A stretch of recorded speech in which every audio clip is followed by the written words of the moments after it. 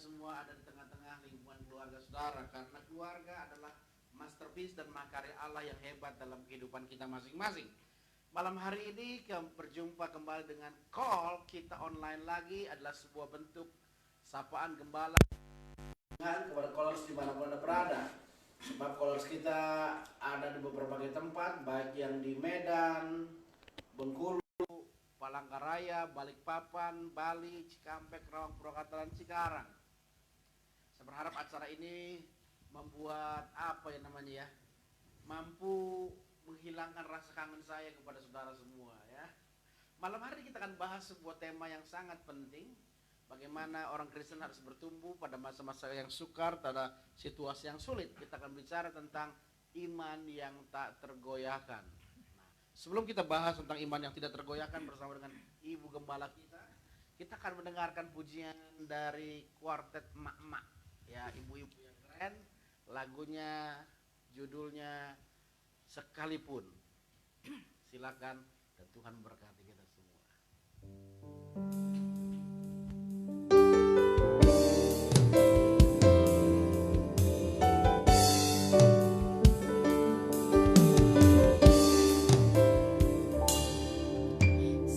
Selain Kau tiada yang lain, ada padaku di surga. Selain Kau tiada yang lain, yang ku ingini di bumi, yang ku ingini di bumi. Sekalipun dagingku dan hatiku habis lenyap, gunung batuku dan bagianku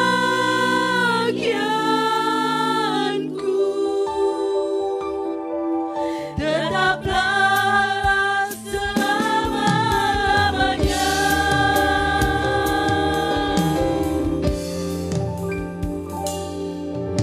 Selain Kau tiada yang lain, ada padaku di surga.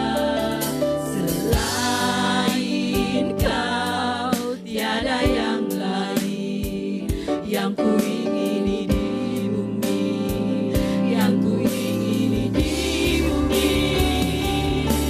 Sekalipun dagingku dan hatiku habis lenyap, gunung batuku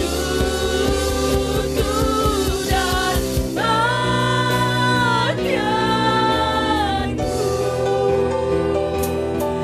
tetaplah selama-lamanya.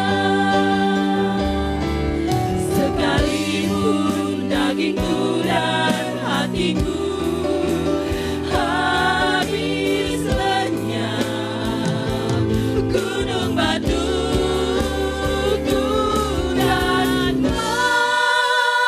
bagianku tetaplah selama-lamanya. Tetaplah selama-lamanya. Tetaplah selama-lamanya.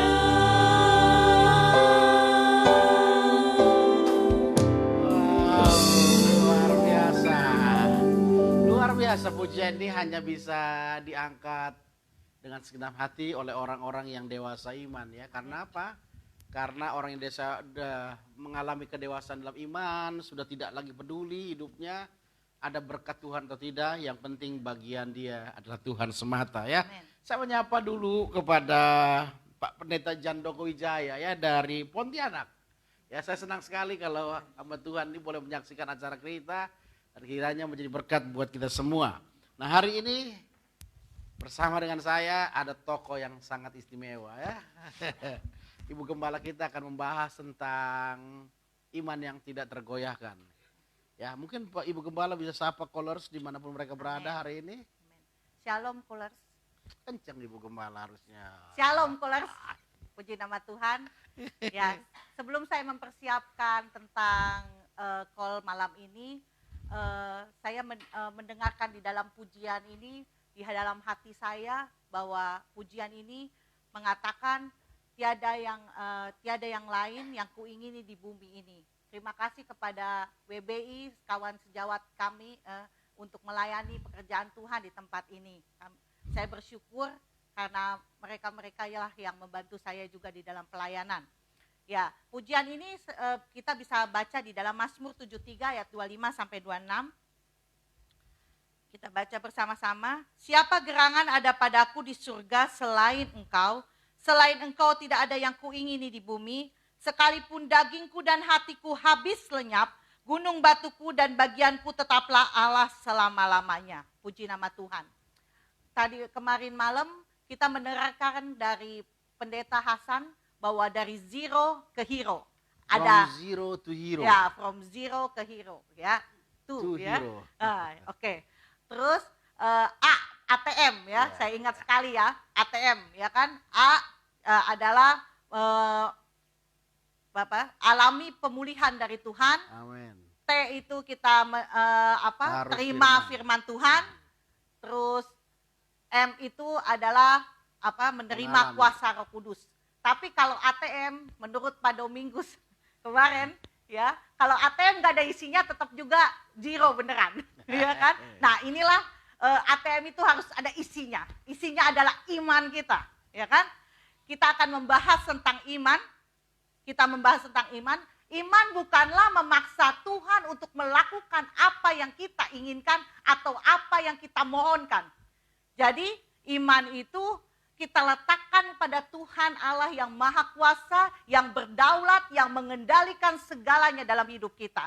Entah maupun dia memberikan jawaban doa kita, entah dia tidak melakukannya dalam hidup kita. Sebentar Ibu Gembala. Ibu Gembala tadi sampaikan bahwa iman itu iman yang sejati, tidak bergantung kepada apa yang Tuhan kerjakan. Iya. Artinya mau kita ditolong Tuhan pada masa sukar, mau tidak ditolong Tuhan pada masa sukar, nggak ada problem. Yes. Sebab iman bukan bergantung pada perbuatan Tuhan, Ya, bukan tapi iman karyanya. bergantung kepada Tuhan secara pribadi. Pribadinya. Ya. Ya. Kita baca, kita bisa lihat contoh iman Sadrak, Mesak, dan Abednego dalam Daniel 3 ayat 17 dan 18. Ya. Kita baca bersama-sama Daniel 3 ayat 17 sampai 18. Jika Allah kami yang kami puja sanggup melepaskan kami, maka ia akan melepaskan kami dari perapian yang menyala-nyala itu. Dan dari dalam tanganmu ya Raja. Tetapi seandainya tidak, hendaklah Tuanku mengetahui ya Raja, bahwa kami tidak akan memuja dewa Tuanku dan tidak akan menyembah patung emas yang Tuanku dirikan itu. Ya, bukan karena Allah tidak sanggup melepaskan dan Sadrak, Mesak, dan Abednego dari dapur perapian. Bukan karena kurang imannya Sadrak, Mesak, dan Abednego. Tetapi kita bisa baca di ayat 24, 26 bagaimana Tuhan ada beserta dengan dia. Amen. Di dalam situasi kondisi yang menghimpit, yang sangat di dapur perapian yang sangat panas itu. Kita baca di ayat 24 sampai 26. Kemudian terkejutlah Raja Nebukadnezar, lalu bangun dengan segera, berkatalah ia kepada para menterinya, bukankah 3 orang yang telah kita campakkan dengan terikat ke dalam api itu? Jawab mereka kepada raja, benar ya Raja, katanya, tetapi ada 4 orang kulihat berjalan-jalan dengan bebas di tengah-tengah api itu, mereka tidak terluka, dan yang keempat itu rupanya seperti anak dewa. Lalu Nebukadnezar mendekati pintu perapian yang bernyala-nyala itu, berkatalah ia, Sadrak, Mesak, dan Abednego, hamba-hamba Allah yang maha tinggi, keluarlah dan datanglah kemari. Lalu keluarlah Sadrak, Mesak, dan Abednego dari api itu. Puji nama Tuhan. Yes. Iya, saudara Ya. yang terkasih, Scholars dimanapun Anda berada, hari ini kita diberikan sebuah angle yang baru mengenai iman. Selama ini konotasi iman adalah kemampuan kita memprovokasi Tuhan atau membuat Tuhan mengerjakan apa yang kita mau. Misalnya seandainya kita sakit, orang yang beriman maka dia memperoleh kesembuhan. Tetapi pengalaman Sadrah, Mesak dan Abednego memberikan catatan penting buat kita. Dia berkata, seandainya Allah yang kami puja sanggup melepaskan kami, maka ia akan melepaskan kami. Tetapi seandainya tidak, Sadrah, Mesak dan Abednego tidak peduli sekalipun harus mati dalam perapian yang menyala-nyala. Jadi hari ini saya pikir catatan penting buat kita hari ini, iman itu perlu yang namanya kedewasaan. Semakin kita dewasa, maka semakin kita dalam tanda petik tidak lagi bergantung kepada mujizat untuk bisa percaya kepada Tuhan. Hari ini kalau kita perhatikan kasus COVID-19 bisa juga terjadi dalam kehidupan orang percaya sama Tuhan. Seolah-olah kekuatan kekuatan ayat Mazmur 91 tidak mampu mengcovering mereka. Saya pikir nggak begitu ya. Artinya kalau ada anak-anak Tuhan, bahkan hamba-hamba Tuhan yang dipanggil karena COVID-19 ini, itu juga memberikan sebuah petunjuk buat kita. Ada kalanya dalam hidup kita, kita tidak menerima apa yang kita mau, tetapi kita harus mampu menerima apa yang Tuhan kerjakan. Nah, mungkin juga Ibu Gembala bisa lebih sampaikan kira-kira bagaimana caranya kita memiliki iman yang tidak tergoyahkan seperti Sadrah, Mesak dan Abednego itu. Jadi iman kita tidak terletak kepada jawaban dari doa-doa kita. Iman kita, walaupun entah Allah menjawab atau tidak, kita tetap beriman kepada Tuhan. Pribadi Tuhan, kemahakuasaannya Tuhan. Bukan karyanya, bukan jawaban. Kalau kita beriman karena jawaban doa kita dikabulkan, itu iman kita akan tergoyahkan pada saat-saat ini, Pak Gem. Ya kan? Kalau kita lihat kok saya tidak dibantu, kita tidak ditolong. Tapi seperti Sadrah, Mesak, Abednego yang luar biasa imannya. Ya. Bukan karena Tuhan tidak mampu melepaskan mereka. Bukan karena mereka kurang beriman kepada Tuhan. Tapi Allah sanggup melakukannya. Dengan Allah menyertai dia. Di dalam situasi kondisi apapun juga. Ya. Jadi iman yang tak tergoyahkan, percaya kepada pribadi Tuhan dan mempercayai bukan hanya perbuatan tangannya, bukan hanya karyanya, ya kan? Saya dapat ilustrasi satu cerita tentang percaya dan mempercayai. Ada seorang akrobatik yang luar biasa, dia membentangkan tambang dari lereng kanan, lembah kanan ke lembah kiri, gitu ya, ke tebing kanan ke tebing kiri. Ya kan, pada dia berjalan di atas tambang itu dari satu tempat ke tempat yang lain dan dia berhasil. Suatu ketika dia berkata kepada orang-orang, siapa yang berani untuk bersama-sama dia untuk menyeberangi dari satu tebing ke tebing yang lain. Kemudian tidak ada seorang pun yang berani. Tapi ada satu anak kecil yang berkata, aku berani, aku mau bersama-sama. Kemudian anak itu diangkat dengan orang tersebut, akrobatik tersebut, dia menyeberang dari satu lembah ke lembah yang lain. Dan berhasil terjadi.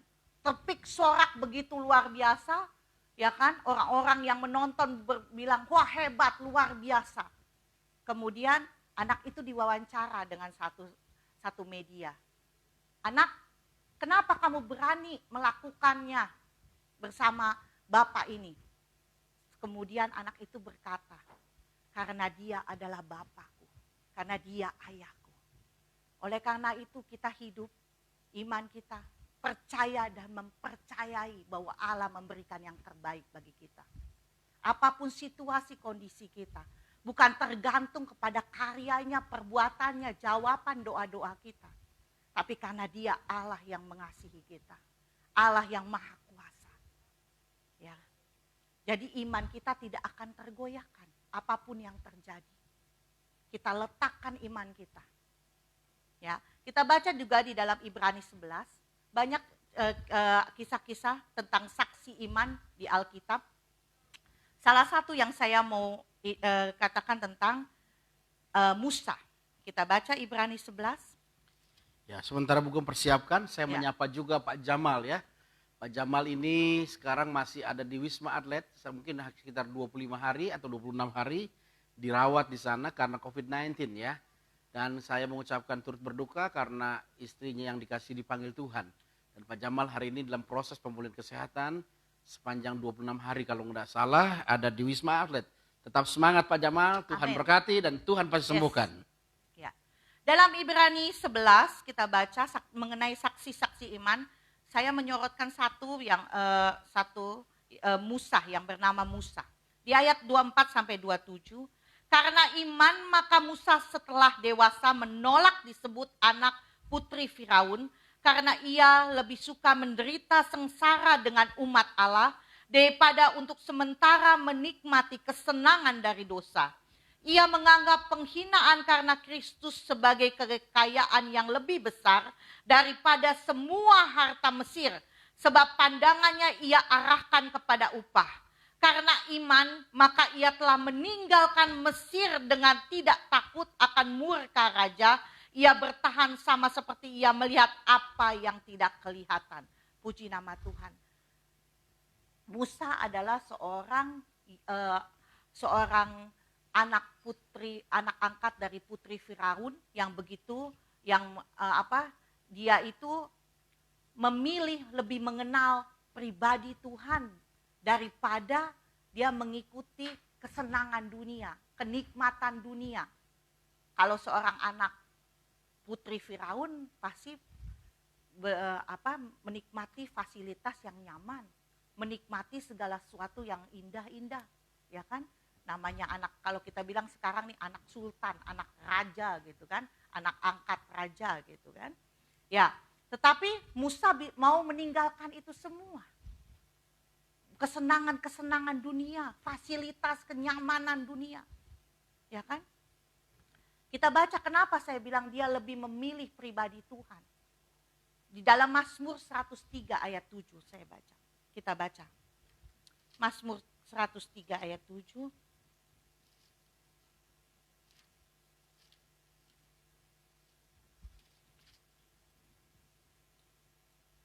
Ia telah memperkenalkan jalan-jalannya kepada Musa.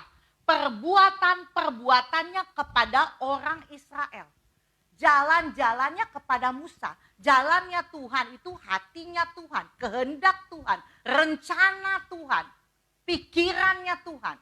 Tapi perbuatannya, karyanya kepada bangsa Israel. Kita juga bisa baca di dalam Keluaran 33. Keluaran 33 ayat 11. Dan Tuhan berbicara kepada Musa dengan berhadapan muka seperti seorang berbicara kepada temannya.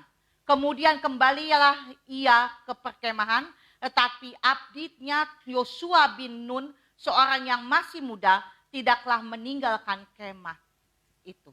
Puji nama Tuhan. Ya, hari ini kita mendapat pengajaran menurut saya sangat langka ya. Karena betul-betul iman dikupas dari sudut pandang yang berbeda. Sekali lagi, stigma orang yang beriman adalah orang yang mampu mendapatkan apa yang dia mau. Yang sakit dia sembuh, yang mengalami masalah keuangan dia diberkati Tuhan, yang mengalami segala perkara dia dapat ditolong Tuhan. Tapi hari ini kisah Daniel menceritakan, lalu kisah tokoh-tokoh iman dalam Ibrani pasal 11, banyak yang seolah-olah tidak menerima janji Tuhan. Tetapi mereka tidak menjadi goyah. Bahkan Musa lebih rela menderita bersama dengan umat Allah daripada sementara menikmati kesenangan dari dosa. Oleh sebab itu hari ini, Scholars, dimanapun Anda berada hari ini, bangun sebuah persepsi yang baru. Iman kita tidak bergantung kepada karya Tuhan. Iman kita tidak bergantung kepada apa yang kita mau, tetapi bagaimana kita tunduk akan rencana Tuhan dalam kehidupan kita, ya. Nah, Ibu Gembala akan jelaskan lebih jelas lagi bagaimana hari ini tentang iman yang tidak tergoyahkan. Silakan Ibu Gembala.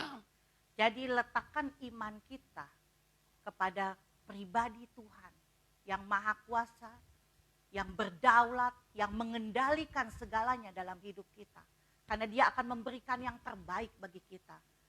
Bukan karena karyanya dia. Sekalipun entah dia mau menjawab doa kita, walaupun dia tidak menjawab sekalipun, kita tetap beriman kepada dia.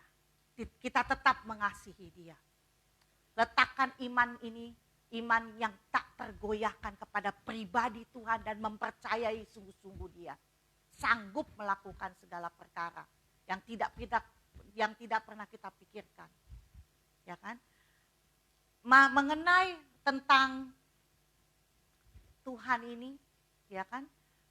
Bukan juga karena kita kurang beriman sehingga Tuhan, terkadang kita bilang, oh kita kurang beriman, makanya doa kita tidak jawab. Ya, Tuhan itu kita kurang beriman. Tetapi kita harus percaya bahwa Allah sanggup melakukan segala perkara. Ya kan? Dia tahu yang terbaik. Saya mau contohkan satu kisah tentang Raja Hizkia. Kita baca di dalam 2 Raja-Raja 21. Kenapa saya melihat Raja Hizkia? Raja Hizkia sedang sakit, kemudian dia memohon kepada Tuhan, doa kepada Tuhan untuk memperpanjang usianya. Usianya diperpanjang oleh Tuhan 15 tahun.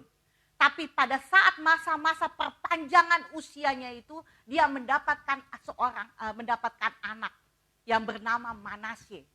Anak ini seumur 12 tahun menjadi raja. Kemudian menggantikan Hizkia. Tapi apa yang dilakukan Manasye itu sangat jahat dan sangat luar biasa kejahatannya. Ya, kita baca di dalam 2 Raja-Raja. Kita baca di dalam 2 Raja-Raja 21 ayat 1, kemudian kedua, kemudian ke-6. Manasye berumur 12 tahun pada waktu ia menjadi raja, dan 55 tahun lamanya ia memerintah di Yerusalem. Nama ibunya adalah Hefsibah. Ia melakukan apa yang jahat di mata Tuhan, sesuai dengan perbuatan keji bangsa-bangsa yang telah dihalau Tuhan dari depan orang Israel. Ayat 6. Bahkan ia mempersembahkan anaknya sebagai korban dalam api, melakukan ramal dan telaah, dan menghubungi para pemanggil arwah dan para pemanggil roh peramal. Ia melakukan banyak yang jahat di mata Tuhan, sehingga ia menimbulkan sakit hatinya. Tuhan tahu apa yang terbaik buat kita. Seandainya Raja Hizkia tidak mendapatkan bertambahan usia 15 tahun, tidak mungkin mendapatkan seorang anak yang sangat menyakitkan hati Bapa. 12 tahun, ya kan, 12 tahun Manasye menjadi raja, menggantikan Hizkia. Kita tahu sekarang bahwa apapun yang terjadi dalam hidup kita, kita punya iman yang tak tergoyahkan. Amen. Sekalipun situasi kondisi menghimpit kita.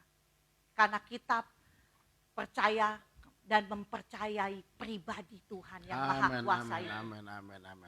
Ya, jadi hari ini saudaraku yang terkasih, ternyata ada sebuah fokus yang yang mengalami deviasi. Fokus yang Tuhan mau, iman yang dewasa, iman yang matang, iman mature faith adalah iman yang berorientasi kepada pribadi Tuhan. Amin. Jadi bukan kepada karya, pertolongan, mujizat dan segala macam ya. Dan ternyata hari ini dipaparkan secara bentuk negasinya, Hizkia doanya untuk diperpanjang Tuhan umurnya 15 tahun, itu diberikan Tuhan. Tetapi akibat daripada permintaannya, dia melahirkan sebuah monster ya, anak yang jadi monster. Yang melakukan kejahatan-kejahatan yang melukai hati Tuhan. Yes. Jadi hari ini kesimpulan sederhana adalah, jikalau engkau punya iman dan percaya kepada Tuhan, maka Tuhan akan lakukan yang terbaik. Amin. Yang menurut Tuhan terbaik, bukan menurut ukuran kita. Sebab Tuhan mengetahui apapun juga yang kita kerjakan dan apa yang kita butuhkan. Jadi hari ini anak-anak Tuhan, callers dimanapun berada, bangun sebuah kepercayaan bahwa iman yang sejati adalah berserah kepada Tuhan dan bukan memaksa Tuhan. Yes. Mungkin ada sesuatu yang terakhir yang bisa disampaikan kepada jemaat Tuhan, Ibu Gembala? Iman yang tergoyah adalah percaya pada pribadi Tuhan dan mempercayai Dia yang berdaulat dan mengendalikan segalanya. Dan Dia beri yang terbaik bagi kita. Ingat callers, bukan seberapa kita dengar firman Tuhan, berapa banyak firman Tuhan kita dengar. Tetapi seberapa banyak kita melakukan firman Tuhan. Amin, amin, amin, amin, amin. Ya, sekali lagi closing statement saya hari ini adalah iman bukan membuat Tuhan mau melakukan apa yang kita mau, tetapi iman itu membuat kita mampu menerima apa yang Tuhan mau. Amin. Jadi ukuran dewasa rohani kita hari ini, saya berharap Callers dimanapun Anda berada punya perspektif yang baru tentang iman ini. Tidak selamanya iman itu mengerjakan apa yang kita kehendaki dan kita mau. Dan saya rasa mungkin satu waktu saya mau sharing Bu Gembala tentang ketika Tuhan tidak menjawab doa kita, ya. Bagaimana Yesus berdoa di Taman Getsemani, berharap cawan murka Allah berlalu, tapi nggak seperti apa yang dia mau. Kita berdoa juga tentang Paulus, juga berdoa 3 kali untuk kesembuhannya, tapi Tuhan tidak kerjakan. Nanti ada kesempatannya kita akan khotbah, kita akan sharingkan tentang ketika Tuhan tidak menjawab doa kita, ya. Nah, oleh sebab itu hari ini saudara-saudara yang terkasih, saya mau berdoa buat saudara, memohon belas kasihan Tuhan kepada kita hari ini untuk negara dan bangsa kita, untuk para medik yang berjuang di garis terdepan dalam pandemik ini maupun juga kita semua. Mari kita tundukkan kepala kita berdoa. Bapak yang baik, kami bersyukur dengan semua Callers di semua wilayah di Indonesia ini. Bahkan kami melihat dan menyaksikan dari Palangkaraya juga sudah bergabung untuk live streaming ini. Dari Bali juga ada yang bergabung dengan live streaming ini. Semua diberkati Tuhan dengan segala kelimpahan. Kami bersama dengan Callers dimanapun berada berdoa buat bangsa negara kami. Hari ini ujian yang berat, tantangan yang hebat, himpitan yang begitu menyesakkan dada sedang terjadi di negeri dan bangsa kami. 7.000 orang lebih sudah terpapar dengan virus COVID-19 ini. Kami tidak tahu apa yang menjadi isi hati dan kehendak-Mu. Tetapi sebagaimana firman kami dengar hari ini, kami bergantung kepada Tuhan secara pribadi. Bukan kepada mujizat, bukan pada karya-karya perbuatan Tuhan, tetapi kami mencari Tuhan secara pribadi. Oleh sebab Tuhan, hamba berdoa untuk semua pasien yang sakit akibat COVID-19 ini Tuhan, dimanapun mereka berada, Tuhan mengerjakan perkara-perkara yang sempurna dalam kehidupan mereka. Secara khusus kami berdoa untuk adik-adik kami, singa-singa muda kerajaan Allah, yang dari asrama STT Petamburan ada sekitar 63 orang atau 66 orang yang hari ini dirawat atau diisolasi di Wisma Atlet ini. Teguhkan dan kuatkan hati mereka bahwa Tuhan tidak pernah meninggalkan mereka, Tuhan bersama dengan mereka.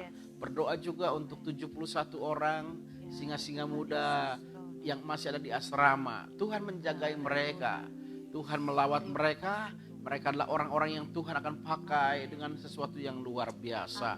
Karena dari masa muda mereka masuk kelas para komando Tuhan yang berlatih keras untuk melakukan kerajaan Allah. Tuhan menampak mereka dari masa muda mereka dengan luar biasa. Hamba percaya mereka punya karya Tuhan yang hebat dalam kehidupan mereka.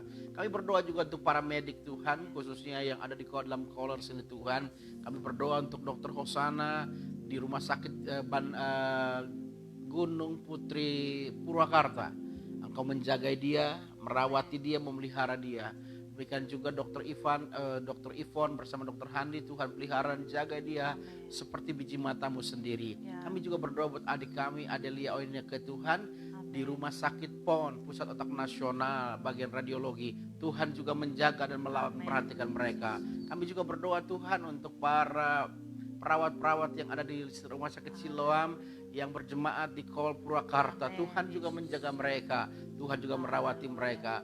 Hamba juga berdoa untuk pemirsa yang ada di Medan atau di Siantar yang kerja di bagian juga apotek rumah sakit juga. Tuhan juga bekerja memelihara, memperhatikan mereka. Nah, hamba juga berdoa bagi mereka yang sakit hari ini, Mama Elin, Tuhan jamah dan Tuhan sembuhkan dengan segala anugerah dan kebajikan dan kemurahan Tuhan. Hamba berdoa buat jemaat Tuhan yang mengalami kesulitan secara ekonomi hari ini.